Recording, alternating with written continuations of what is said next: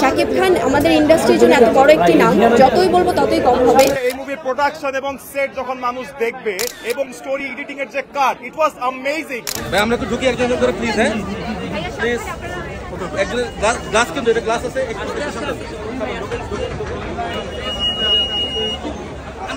আস্তে। শাকিব খান আমাদের ইন্ডাস্ট্রির জন্য এত বড় একটি নাম, যতই বলবো ততই কম হবে। উনি বরাবরই ওনার সিনেমা দিয়ে প্রমাণ দিয়েছেন যে উনি কতটা ভালোবাসার মানুষ, বাংলার মানুষের কাছে উনি কতটা প্রিয়। যেভাবে সবগুলো শো ভালো যাচ্ছে,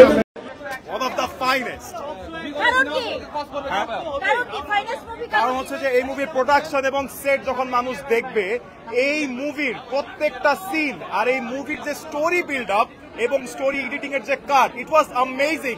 বাংলাদেশে এই টাইপের প্রোডাকশনের মুভি এই পর্যন্ত হয় নাই, আমি এটা লিখে দিতে পারবো। Borbaad is the finest movie of Bangladesh right now. Story was good, build আপটা ভালো ছিল এবং আস্তে আস্তে ক্রিয়েট হচ্ছে, স্ট্যান্ডার্ডটা ক্রিয়েট হচ্ছে। ভাইয়া একটু সোজা তাকায় বলেন, ক্যামেরা থেকে বলেন না একটু ভাই একটু শুনি ভাই একটু বলে যাবেন। আমার প্রত্যেকটা সেকেন্ড পুরো প্যালপিটেশন, প্রত্যেকটা সময় হার্টবিট আর কাঁপতেছে, প্রত্যেকটা সিন এনজয় করার মতো ছিল। এই স্টোরিটা কি ধরনের ছিল? একটু আপু বলে যান কেমন ছিল? 10 এ কত দিবেন?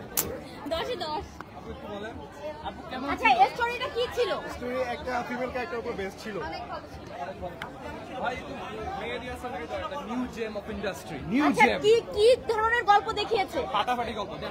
গল্প টুইস্টটা বলেন, গল্পের টুইস্টটা বলে যান।